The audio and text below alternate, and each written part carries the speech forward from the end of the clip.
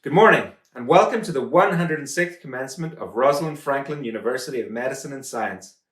The commencement will begin with an introduction from the President and CEO of Rosalind Franklin University of Medicine and Science, Dr. Wendy Rowe. Good morning. I'm Dr. Wendy Rowe, President and CEO of Rosalind Franklin University. Welcome to our 106th commencement ceremony. We gather today around a virtual stage to celebrate and to encourage our graduates who soon will use their training to serve our nation during these very turbulent times. Commencement is one of our community's most beloved traditions. It endures despite pandemic, economic downturn, and other times of crisis because it embodies our care for one another in our faith in our mission of service, education, and research. RFU class of 2020, you've earned a special place in our history. You're the first class to attend a virtual commencement ceremony. But more importantly, you're the first graduates since World War II to join the healthcare and the biomedical professions at a time of global crisis. I know that you are all up to the challenge. You're uniquely prepared to battle the spread of a disease that can only be stopped through teamwork and collective action. Our model of interprofessional education has prepared you to collaborate and to reach across the professions. Working together, we can transform the challenge posed by an unforgiving virus into a new culture of wellness. We can help build a better system of healthcare and public health. We can break down disparities in access to care. Health, wellness, and prevention should be the rule among all communities, and disease the exception. As you enter your professions that are on the cusp of great change, have faith in your training and find strength in each other. I speak for our entire university when I say I'm so very proud of each and every one of you. Warmest congratulations. And now please welcome Dr. Nancy Parsley, our Provost and Vice President for Academic Affairs. Good morning. It is my great pleasure to welcome you, your family and friends, as well as the entire RFU community to this year's commencement. We all wish you success and fulfillment as you begin your professional lives in extraordinary times. Our nation needs your skills, caring, dedication, and commitment now more than ever before. Rosalind Franklin University, like institutions across the country, has had to make bold decisions over the last several months as the scope of the coronavirus pandemic has grown. You and your fellow students have been at the heart of those decisions, which are driven first and foremost by our desire to prioritize your health and safety and that of our university community and region. At a time when you might have relaxed and enjoyed the tailwind of your many years of hard work and success, you instead have managed the stress of uncertainty and have stayed the course. You have modeled the reality of leadership. It's not always easy to do what is right, to maintain vision and courage in difficult times. The relationships you forged as students at Rosalind Franklin University will sustain you throughout your personal and professional lives. Your care and concern for one another and for those most at risk will continue to inspire us as we work together to meet every challenge to health and well-being. Always remember that Rosalind Franklin University and its network of more than 20,000 alumni stand behind you. We believe in you. Again, congratulations on all that you have accomplished. I now have the pleasure of introducing our selected 2020 graduate speaker. Rosalind Franklin University is proud to continue a tradition that incorporates an address by a current graduate. Please welcome Ria Bhaskar, a graduating student from Chicago Medical School. Hello to my fellow graduates, our families and friends, the the Rosalind Franklin University community, and everyone who is watching this virtual commencement ceremony.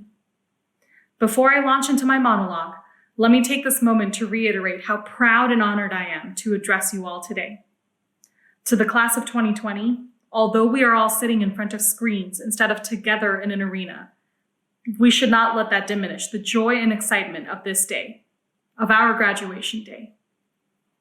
Giving this address is particularly important for me because I have my family here and watching it all across America, and I am so grateful to have them supporting me, so they can inevitably give me tips on improvement later. I remember telling my dad that I had been chosen as a finalist to be the speaker for commencement many months ago. His words of encouragement to me were, "Well, it better be something fantastic." But no pressure, right, Dad? And so I thought about what I would want to hear on this day.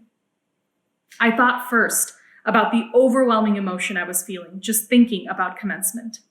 And now that this day has arrived, I'm even more overwhelmed than I had imagined. The culmination of many years of prerequisites, countless hours of studies, and millions of tears is finally coming to a close. And what a closing act this has been, these last 3 months or so. We knew what was supposed to happen, or so we thought. Match day, job interviews, packing up and moving on to new adventures, weddings, graduation parties, and family reunions. And then coronavirus happened, and everything changed. I remember the heartbreak and tears I shed when I found out match day and commencement ceremonies were canceled. I was so upset at first, but out of that came the creativity to find innovative ways to celebrate. We had our first ever virtual match day. We had birthday parties over Zoom and meetings over Google Hangouts. And here we are today, scattered across the country, but together in this moment to celebrate this incredible milestone. It's important to remember that in these uncertain and ever-changing times, we have all come a long way to get to where we are now, even if it looks very different from what we imagined when we first set foot on campus. In fact, I remember my orientation here at RFU. I had just finished my white coat ceremony and had a lovely dinner with my family, when suddenly I found myself sobbing. Not like pretty tears, like Anne Hathaway. We're talking ugly crying. I was so distraught because I had met my peers and I was so sure that the school had made a mistake. Fast forward to now. Addressing you all today makes me wish I could go back and tell that scared girl that it was all going to be okay and that no one had made a mistake. The wonderful faculty at this institution bet on all of us, and today we get to see our hard work come to fruition. We couldn't have done it without them, or without the support of our wonderful families and friends. I'd like to close out my remarks by sharing some advice that has helped me tremendously over the years. When I was about 8 years old, my family moved from India to the United States. It was during this time that a cartoon movie about a little fish changed my life. My cousins and I went to a drive-in movie theater, a fascinating experience for a little girl coming from a place where these didn't exist. And we watched Finding Nemo. We watched the movie with our popcorn and our sodas, and as we were driving home that night, I found myself thinking about the one line that stuck with me more than most. Just keep swimming. What a simple concept. Through the good times and the bad, all you have to do is keep going. This sentiment from a fish named Dory has been my inner mantra for years, and right now, it feels particularly important. We are about to face healthcare during a pandemic, and though we may bring with us our fears, we also bring with us the courage to step up and do something.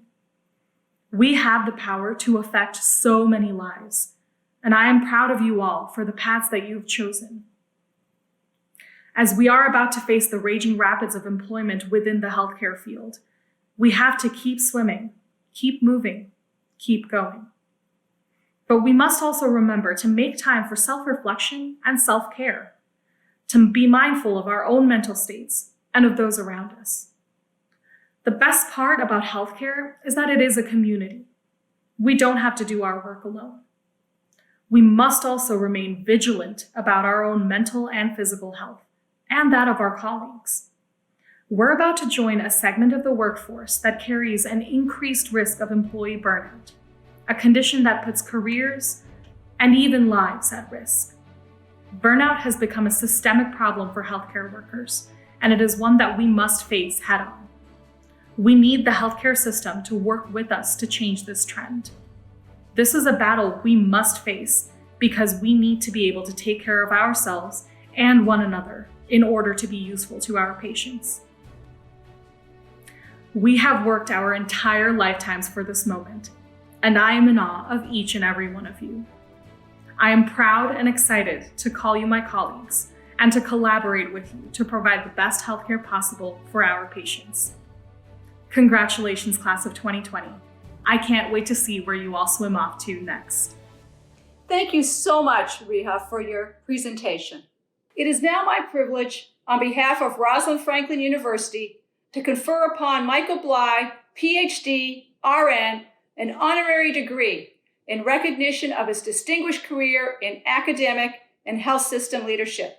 He's internationally recognized for his expertise in nursing, health system, health policy, and for his own research and scholarship. By virtue of the authority vested in me by the Board of Trustees and by the state of Illinois, I confer upon you the degree of Doctor of Humane Letters with all the rights and privileges pertaining thereto. Warmest congratulations, Dr. Bly.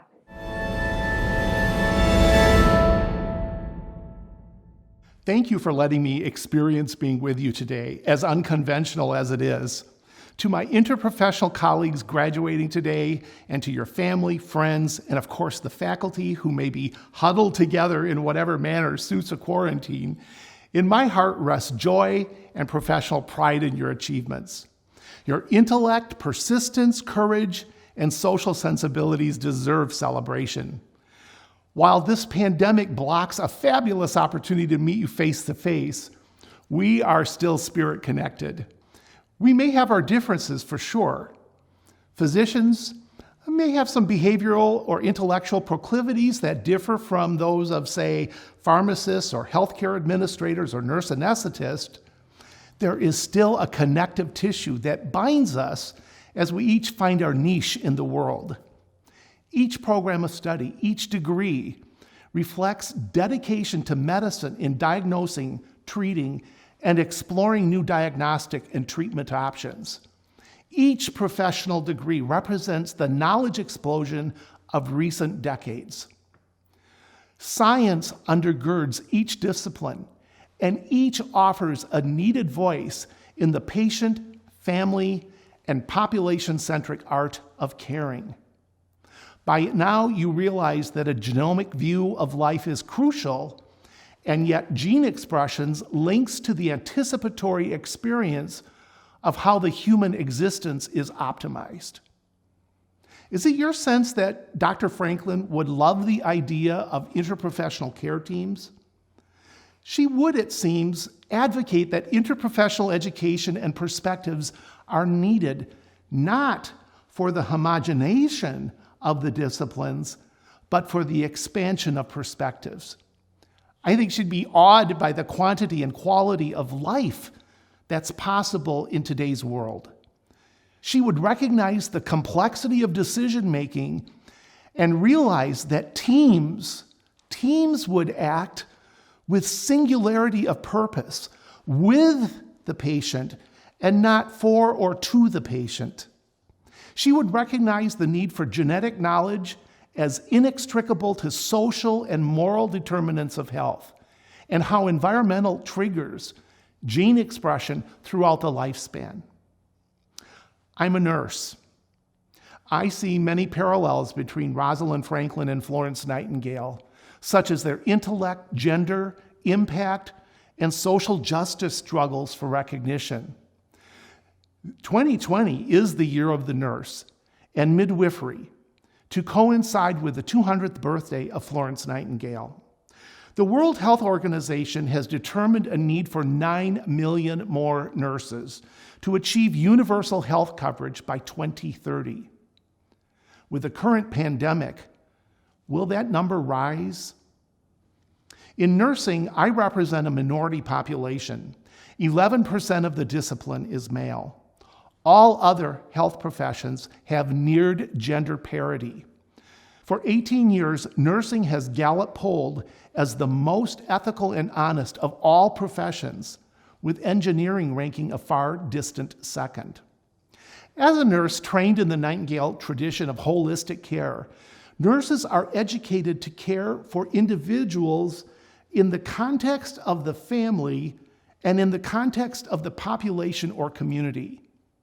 When Nightingale made her famous nightly rounds with her lamp among the soldiers of the Crimean War, who, by the way, cot to cot, would have covered 5.3 miles, she was known to write letters to the families of the dying, acknowledging the family and trying to diminish the anguish of psychological fear and elevate spiritual well-being. No stranger to disease and its treatment, Nightingale nurses were educated in medicine, but training went further. Perhaps it was the mortality rates that led her to realize that death is not a medical diagnosis. It is a human condition to dignify. Similarly, pain and other symptoms led the nursing model to focus on more than medical diagnoses, but also other human responses. As an epidemiologist and member of the American Statistical Association, she used health data to understand how physical and social factors influence an individual's health and even to demand public policy changes.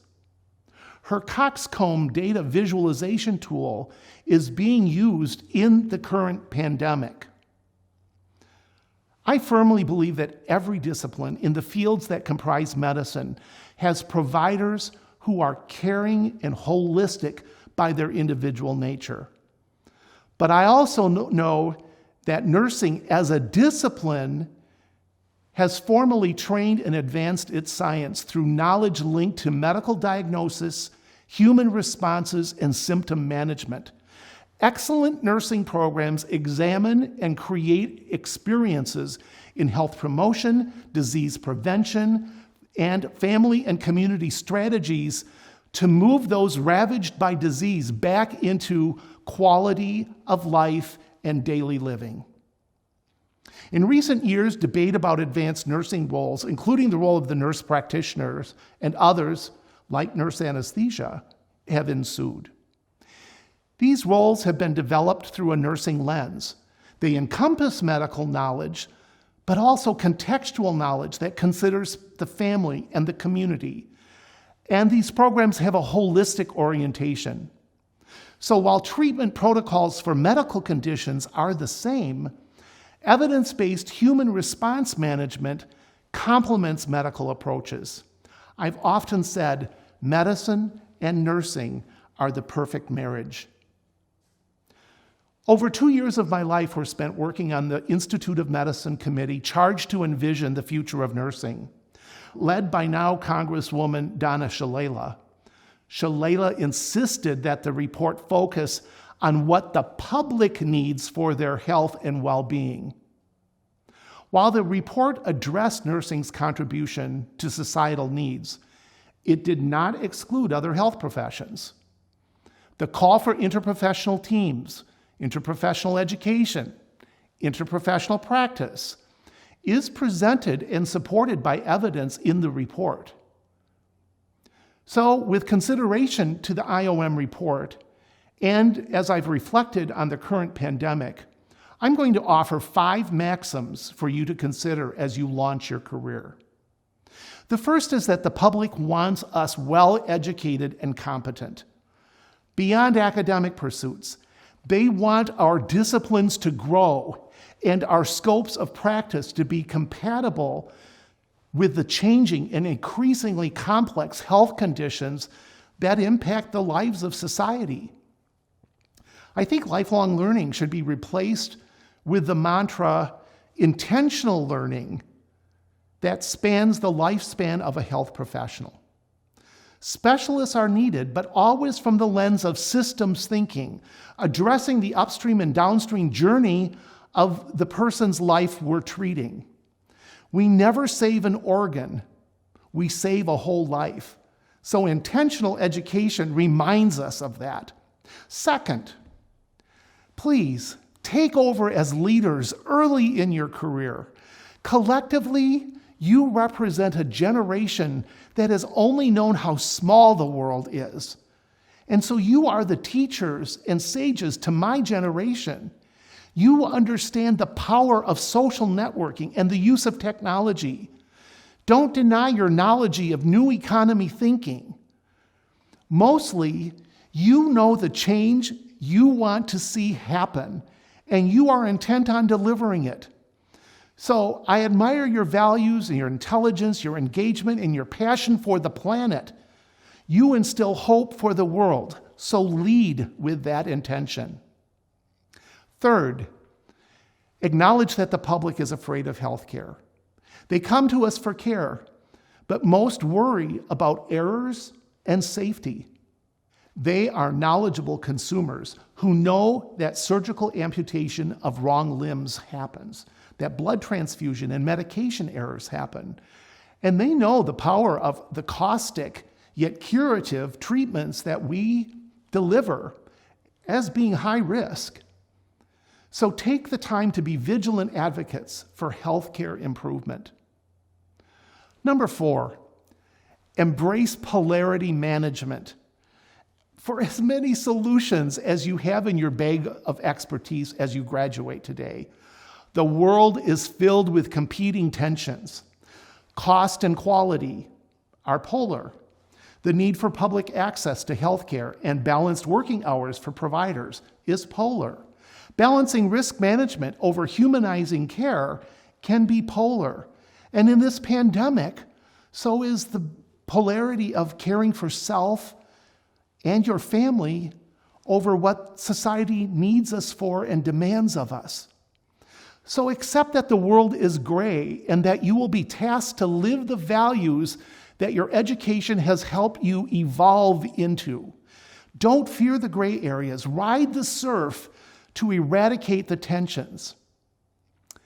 And last, number 5, as Fred Rogers said, when I was a boy and I would see scary things in the news, my mother would say to me, look for the helpers. You will always find people who are helping. Similarly, Dr. Don Berwick developed his manifesto on quality and mercy. We join the likes of Franklin and Nightingale, who are calling us to be helpers. When we see intentional harm of people at any level, it cannot be ignored. Berwick contends there is no quality to what we do without compassion, justice, inclusion. We have a duty to protect the commons. It is not enough to bear witness. He says we must act.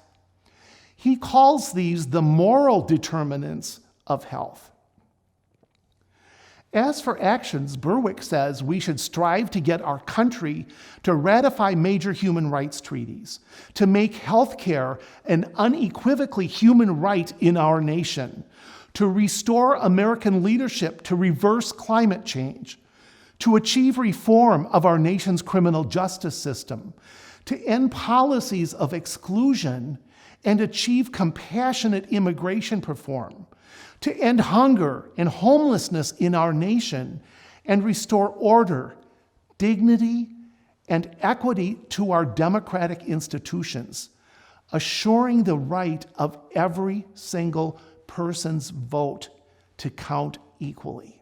So in closing, I wish you well. With the education you've received at this university, I wish you the capacity to pursue your innermost purpose and goals. I wish you to work in organizations where you can influence its culture, but also one where you can immediately flourish. I wish you the opportunity to achieve a full scope of practice, commensurate with your knowledge, skills, and abilities. Otherwise, the human capital that you possess is being wasted. I wish you the ability to reinvent yourself within healthcare over our continuum of healthcare opportunities that exist today and will continue to grow.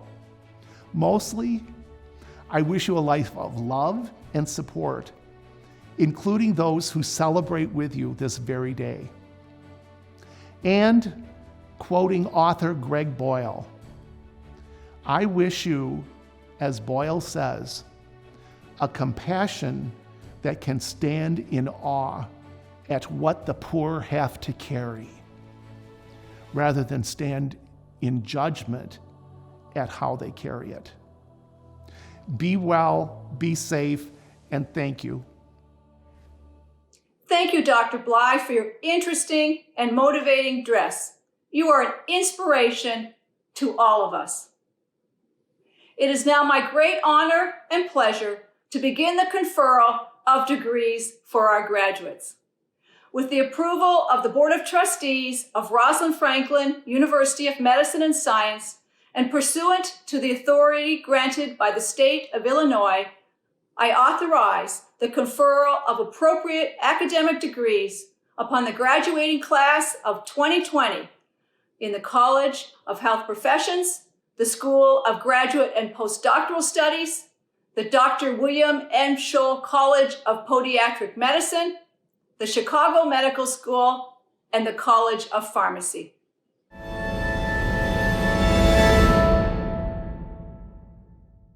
President Rowe, faculty, and honored guests and loved ones, I hereby announce the commencement of the Chicago Medical School. The students listed in the program for the degree of Doctor of Medicine have satisfactorily fulfilled the requirements of the Chicago Medical School and have successfully completed their final examinations. Upon the recommendation of the faculty, I present them for the degree of Doctor of Medicine.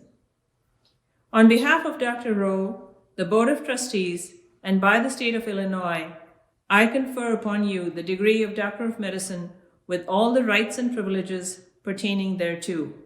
I welcome you to the company of scholars. The graduates from the Chicago Medical School will graduate as cohorts within their house communities. The houses include a faculty learning community mentor who works with the students throughout all 4 years of their education and training. Graduates will have their names announced by their community mentor.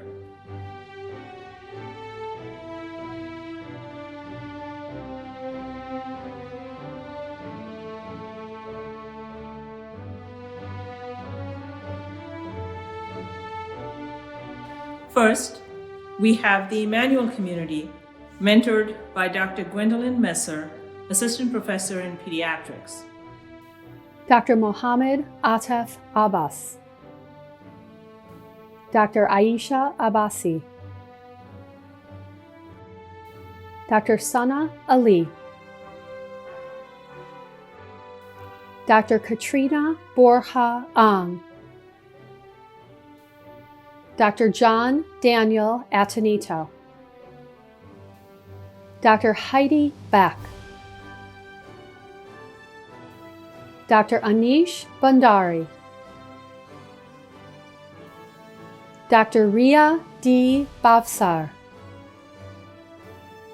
Dr. Julie Heather Carroll, Dr. Brian Anthony Siebold, Dr. Nicole Gim Fong Chin, Dr. Hyun Jung Shua Cho, Dr. Marie Louise E. Kumigad, Dr. Casey Lee DeHoot, Dr. David Fan, Dr. Amber Fearon Plant, Dr. Rebecca Eleanor Fenelon, Dr. Anton Garaja, Dr. Sumit Kumar Gosain, Dr. Anthony Guglielmi, Dr. Sarah Gustalisi, Dr. Lindsay Hendricks, Dr. Sydney Iriana, Dr. Tyler Matthew Kaplan, Dr. Chelsea Carson, Dr. Ann Kim, Dr. Douglas Klein, Dr. Hunter Edward Lawner, the Chicago Medical School Dean's Award for Service to the School recipient, Dr. Shayna Levine, Dr. Sean Xiaobo Liang, Dr. Derek Locke, Dr. Michelle Nazanin Manish, Dr. Stephanie Miles, Dr. Hersimran Minhas, Dr. Vanessa Monroig, Dr. Jade Wynn, Dr. Catherine Y. Park, Dr. Neil Patel, the Chicago Medical School Dean's Award for Service to the School recipient, Dr. Adam Ethan Prescott, Dr. Zara Fatima Quader, Dr. Christiana Santiago, Dr. Claire Ziemba Scott, the Chicago Medical School Dean's Award for Service to the School recipient, Dr. Roha Sheikh, Dr. Brian Shoemaker, Dr. Noor Ann S. Syed, Martin Gecht, MD, Class of 44, Memorial Award recipient, Dr. Danielle Strunk, Dr. Christy Vaughn, Dr. Ellen Grace Wright, Dr. Adriano Yashar, Dr. Paul Joseph Young. Next, we have the Finkel community, mentored by Dr. Chandragupta Vedak, Clinical Associate Professor in Psychiatry and Behavioral Science, Dr. Alwatmi Nino Akintoa, Dr. Bhargavi Ancha, Dr. Elizabeth C. Augustine, Dr. Zachary Barr, Dr. Amanda Bennett, Dr. Andrew David Wessler, Dr. Paige Cardin, Dr. Michael Cataldo,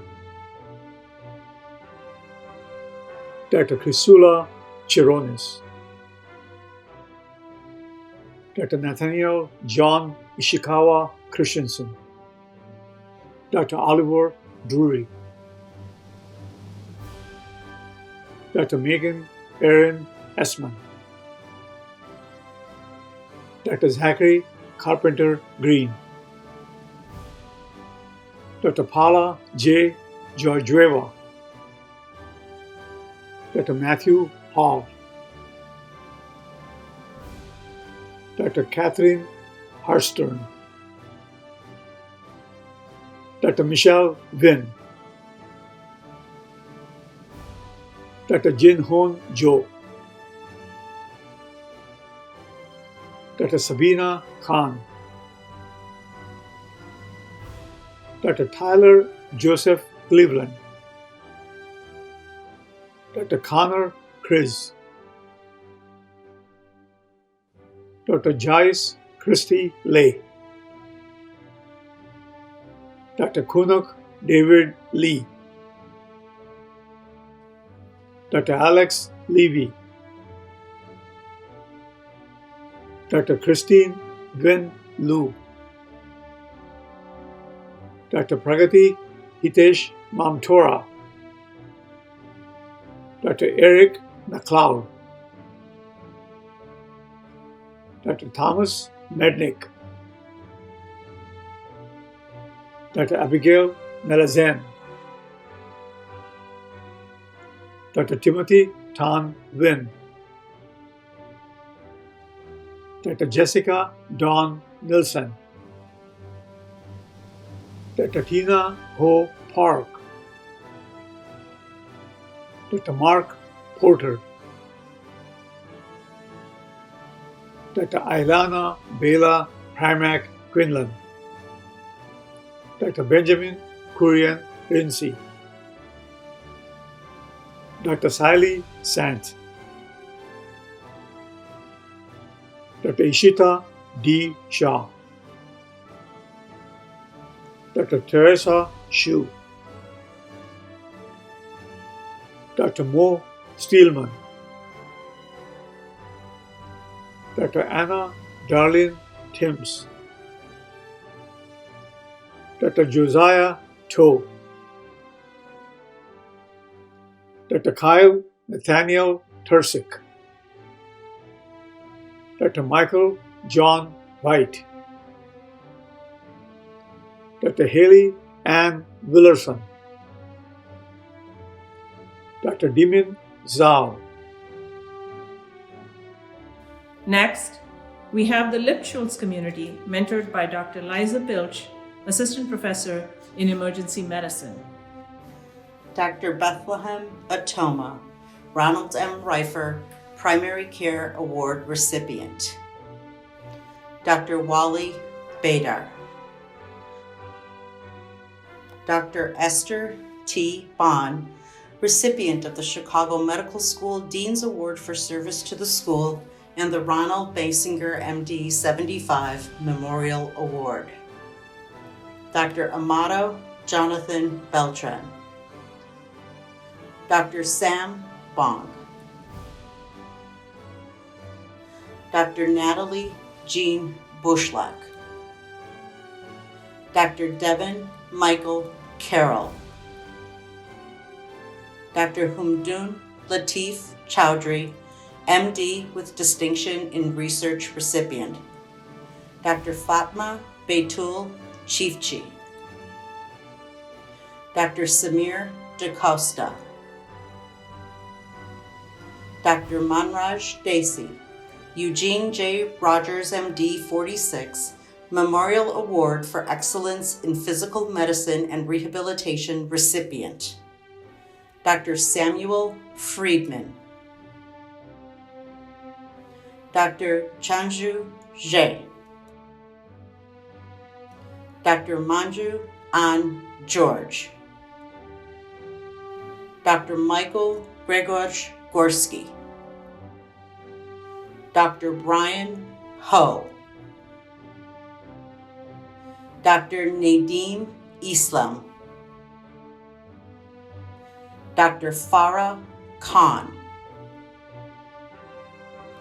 Dr. Iman Khan. Dr. Nirav A. Kothari. Dr. Sally Ladsaria. Dr. Tiffany Grace Liu.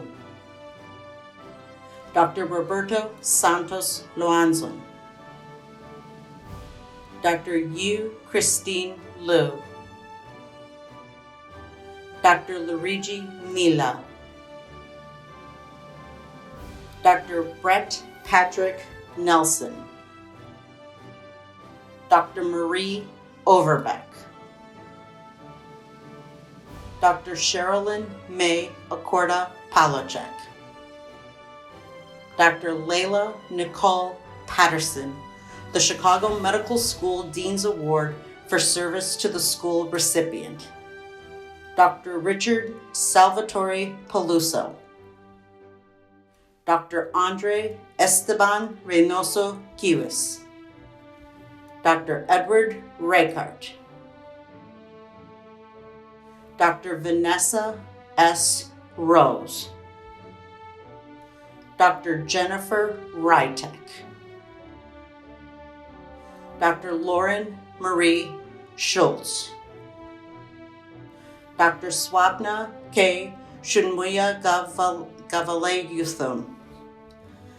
Dr. Jillian Stariha, the Chicago Medical School Dean's Award for Service to the School recipient. Dr. James Su. Dr. Nicole Jolie Tang. Dr. Sean Turbity. Dr. Jing Wang. Dr. Stephanie Men Wang. Dr. Maya Winkle. Dr. Eric Jiaming Zhang. Dr. Elizabeth Zarowski. Next, we have the Portis community, mentored by Dr. Charisse Hudson-Quigley, instructor in obstetrics and gynecology. Dr. Alexandria Alverdy, Senior Independent Project Award recipient. Dr. Asha Astana. Dr. Natalie Marie Boff. Dr. Estefan Michael Pascua Beltran. Dr. Natalie Blanco. Dr. Jace Burton. Dr. Sabina Irene Cashin. Dr. Sally Chihan Chu. Dr. Nathaniel Joseph Connor. Dr. Anna Teresa Daly. Dr. Adam Sean Devine. Dr. David Samuel Feldman. Dr. Charlotte Valerie Formular. Dr. Mehu Galani. Dr. Lauren Elizabeth Haberman. Dr. Patrick Holmes Heffernan.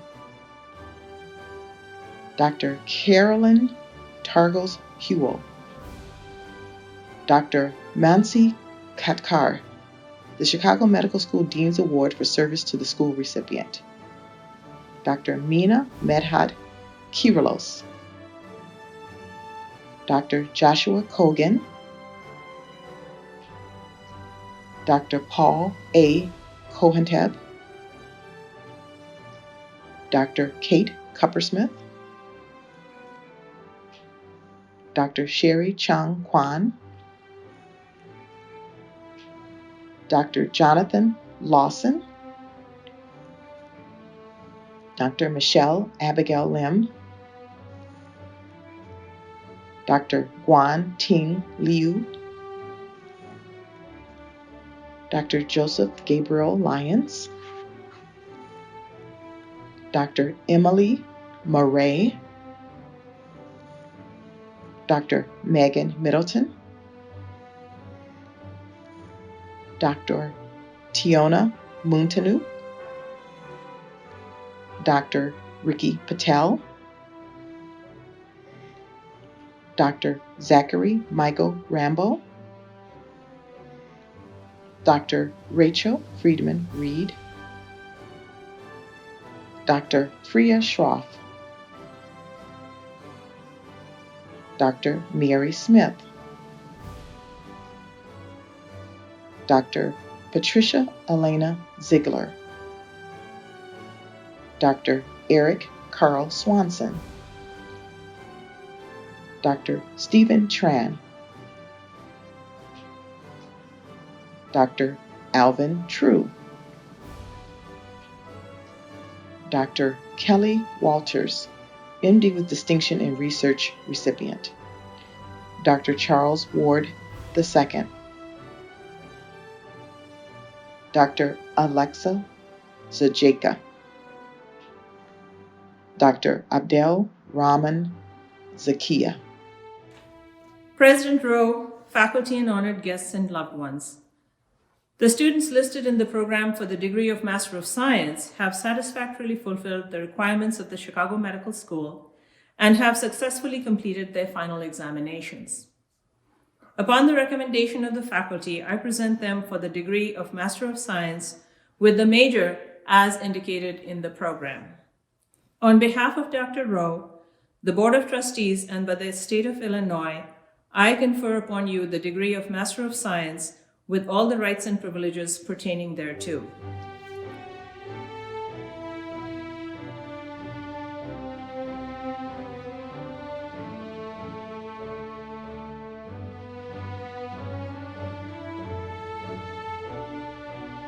We will now recognize the CMS Masters in Science graduates in Clinical Nutrition, Health Promotion and Wellness, and Nutrition Education. Candidates will be recognized by Dr. Lynn Janis, Associate Professor in Nutrition. Kevin Ray Campbell. Catherine A. Pimentel Hernandez. Francis Y. Rodriguez. Ellen Fiden. Delitra Harmon. Allison Ann Hibbard. Emily Marie Meyer. Amanda N. Schaefer. Dr. Brenda Affinati, Assistant Dean of Clinical Education, will now lead the clinical graduates of the Chicago Medical School in reciting the Oath of Geneva. Will the clinician graduates of the Chicago Medical School please stand to recite the Oath of Geneva?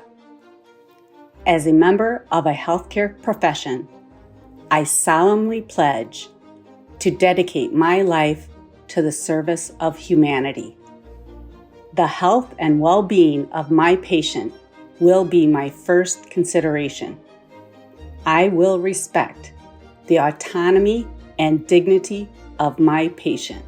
I will maintain the utmost respect for human life.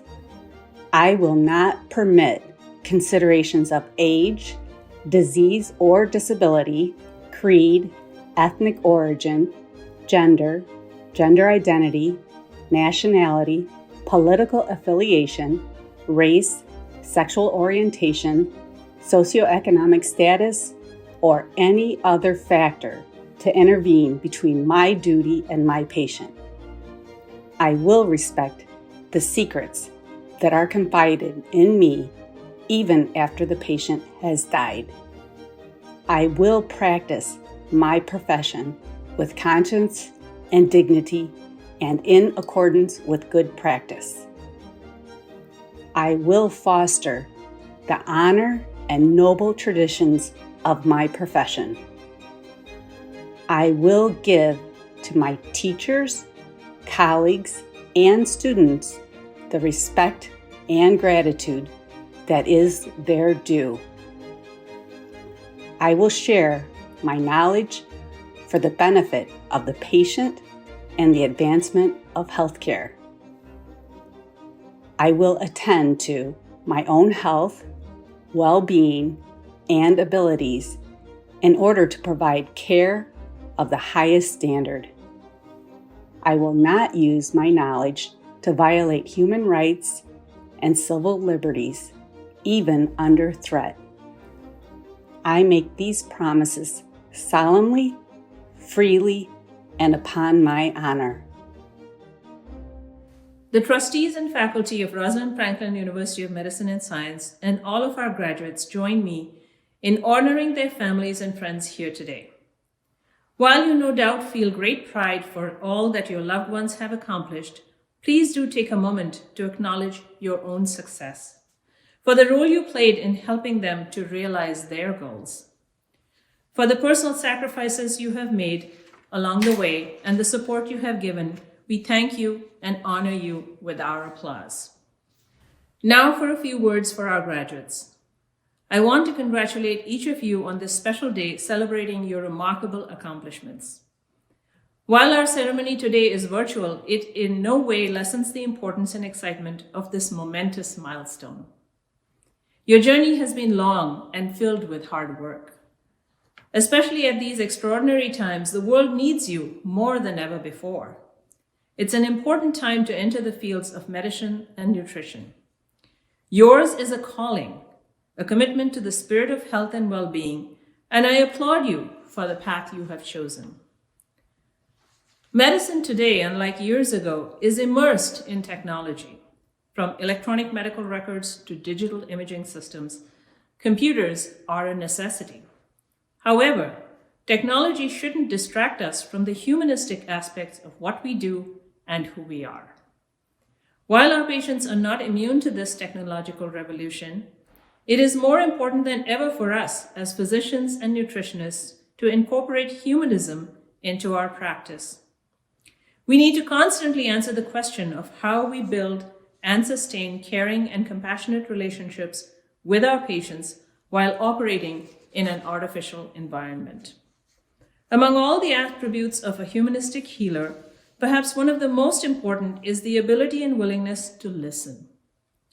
Interestingly, in a poll conducted by the Association of American Medical Colleges, the top 3 most important characteristics of a good doctor in 2019 were the ability to treat the whole person, not just the specific medical condition, to listen and take time to answer questions, and to have up-to-date medical knowledge. I would now like to share with you a poem from Please See My Need by A. Jan Davis, which illustrates the importance of humanism far more eloquently than I can. Take time to hear my words. Please know that I'm still here. Outside, I'm weak and sick and worn. Inside, my heart knows fear. I have so much I want to say. There's much undone to do. I don't want a world of cold machines. I just want some time from you. You check for fever, you check for pulse, and then you're on your way. Oh, please just sit and hold my hands a few minutes. Can't you stay? Skip my bath. Don't change the sheets. Use this time instead. Let me share the fears I know. Please, sit here by my bed. Inside I beg, but I can't ask. Your time is yours to give. So many need your help and care. So many who will live. I've used up all the life I have. I now await the day. So God, I pray you'll see my need. Please send someone who will stay. As I near the end of my remarks, I want to again express my heartfelt congratulations to the entire class of 2020 and my deep appreciation to your families and friends for their support throughout your incredible journey. I close today with one of my favorite quotes by Dr. Joycelyn Elders, Surgeon General of the United States. Your patients may not care how much you know, but they will always know how much you care. Thank you.